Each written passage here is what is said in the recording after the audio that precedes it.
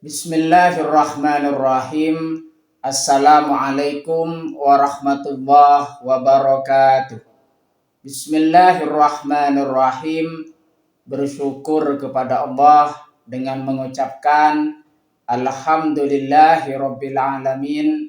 Bersolawat kepada Rasulullah dengan mengucapkan Allahumma sholli ala Sayyidina Muhammad wa ala ali Sayyidina Muhammad.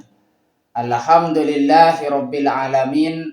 Kita masih dipertemukan kembali oleh Allah Subhanahu wa taala di dalam sosial media, dan itu merupakan wadah bagi kita untuk kita bisa menjalin tali silaturahim, membangun ukhuwah Islamiyah yang semakin kuat, kokoh ke depannya.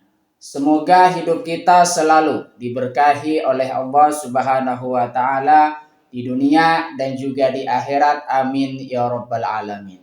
Para sahabat-sahabat saya yang saya hormati, yang saya juga ta'zimi, pada kesempatan kali ini topik yang akan saya bahas yaitu tentang makna dan tujuan mencari ilmu.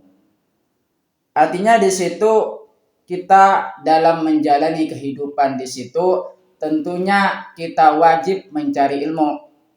Karena sifatnya ilmu adalah wajib bagi setiap orang, setiap muslim. Kenapa?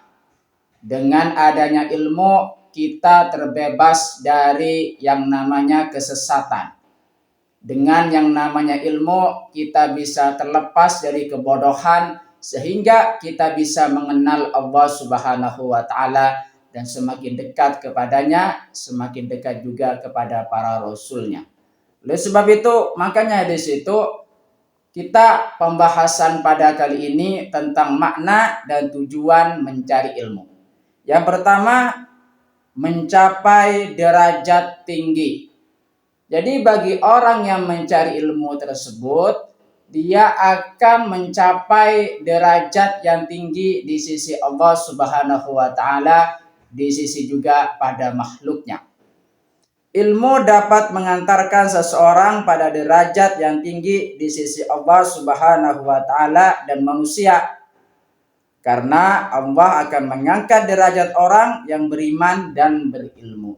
Yarfa'illahu alladhina amanu minkum walladzina utul ilmah darajat. Jadi yang mengangkat derajat seseorang di situ, yang pertama adalah orang yang beriman. Iman itu merupakan fondasi yang paling dasar di dalam hati kita, di dalam kehidupan kita. Makanya untuk diangkat derajat kita, bagi orang yang mencari ilmu, bagi orang yang berilmu, dia yang pertama kali harus punya iman kepada Allah Subhanahu wa taala dan juga para rasulnya. Makanya di situ orang yang beriman dan berilmu akan diangkat oleh Allah Subhanahu wa taala derajatnya di sisi Allah Subhanahu wa taala dan juga di sisi makhluknya, di sisi manusia. Terima kasih saya sampaikan kepada kalian semua yang sudah berpartisipasi di dalam channel saya. Semoga ini bisa bermanfaat buat kita semua dan menjadi perantara kita semakin dekat kepada Allah Subhanahu wa taala, dekat juga kepada para rasulnya.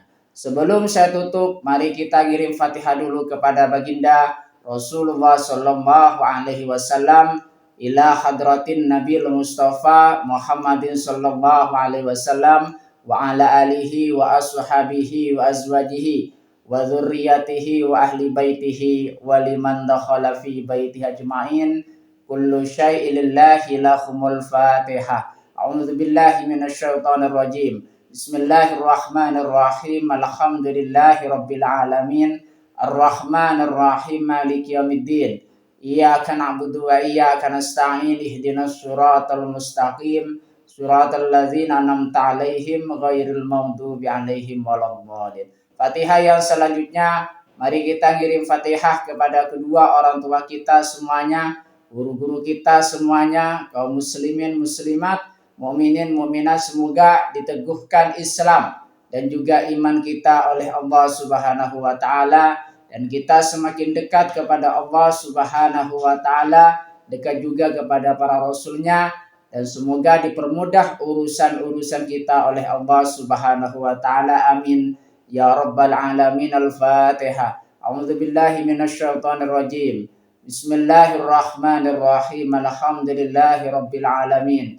Ar-Rahmanir Rahim. Maliki yaumiddin. Iyyaka na'budu wa iyyaka nasta'in. Ihdinas siratal mustaqim. Siratal ladzina an'amta 'alaihim ghairil maghdubi 'alaihim waladdallin. Terima kasih saya sampaikan kepada kalian semua. Assalamualaikum warahmatullahi wabarakatuh.